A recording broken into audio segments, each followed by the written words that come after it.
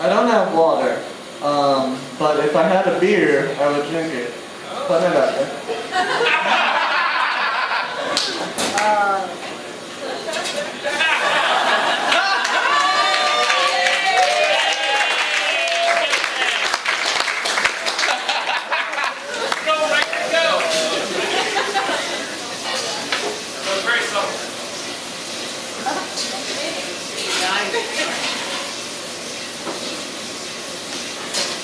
It was raining when we came out of the bar.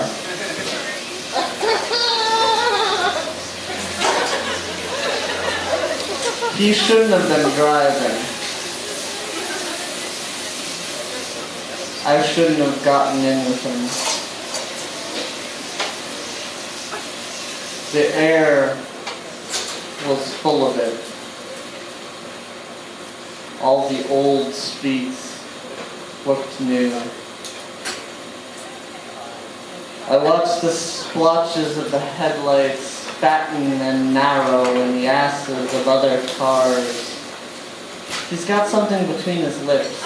A cigarette. No, a CD. He's fiddling with the stereo. Jazz comes on. He smiles. And it looks good. He looks away and smiles again, snapping his fingers to some unknown rhythm. And I love the way he looks in that moment. I undo my seatbelt and open his pants.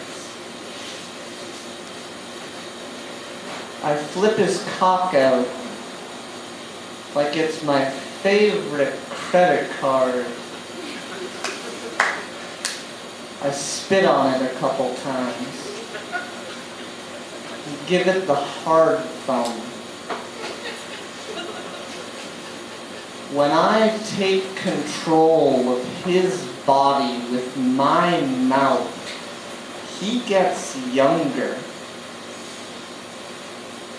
With one of his puppy hands, he gropes my right tit,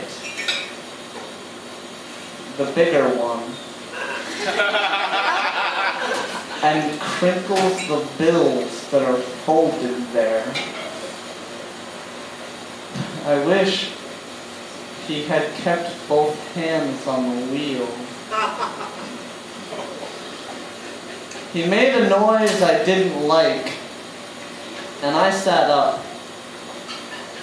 In time to watch our car dive nose first into another. When I started flying, I thought,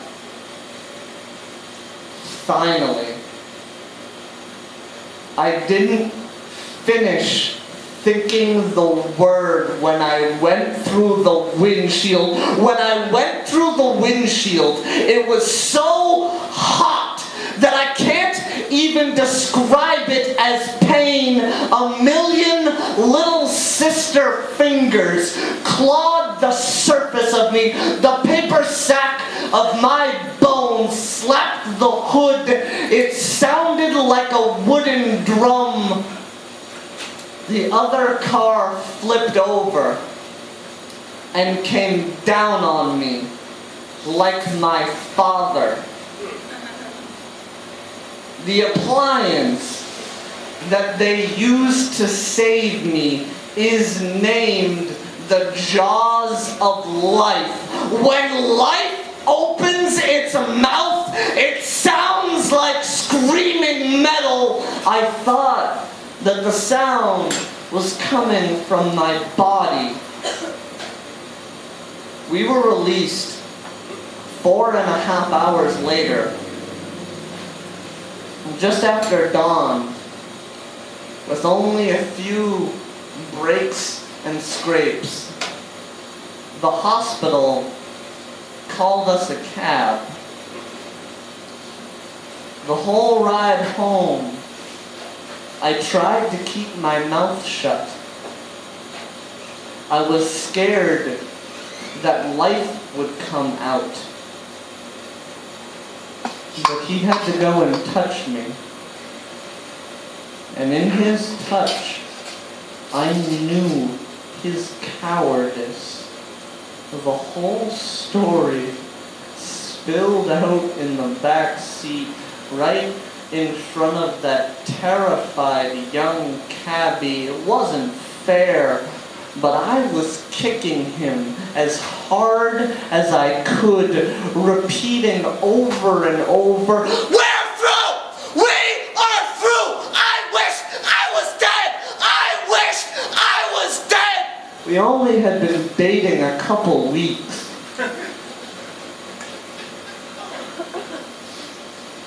Just after it started, I dyed my hair blonde.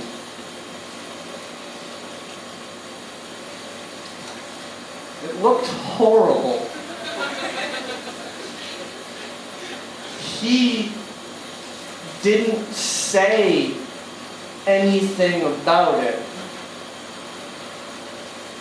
I was hoping that I could love him for that.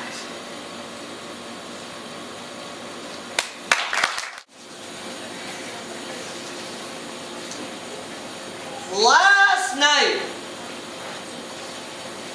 between rereading the Wikipedia entry on Amelia Earhart and drinking that warm 40 my roommate's friend left behind 2 days ago, I made a Facebook profile for my cat. Good morning, 11:30. I am unemployed. Gracious unemployment. So eager to welcome me into the boozy mire of you. Time is lying incapacitated at your feet like a blind man you hit in the face with a crowbar.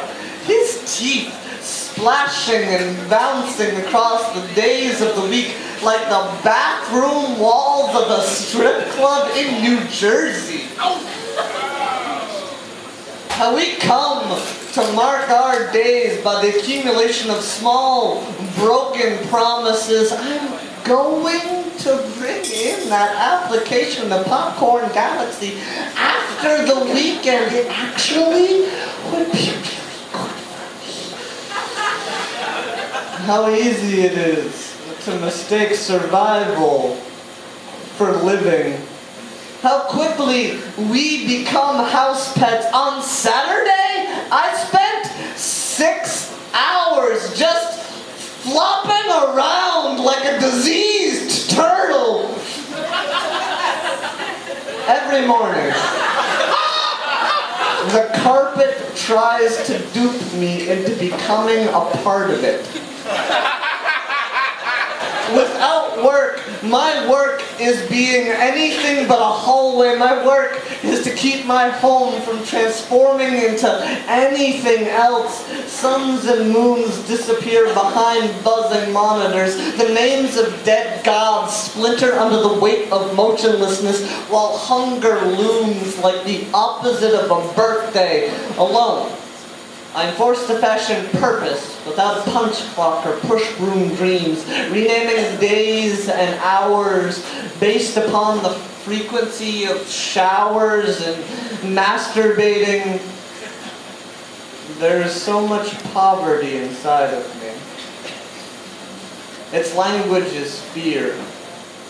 Fear's alphabet is a song of paralysis. From within paralysis, I must discover what the burn of my muscles is willing to work for. I must climb out of the well of myself. I must discover how to wear my name unseen.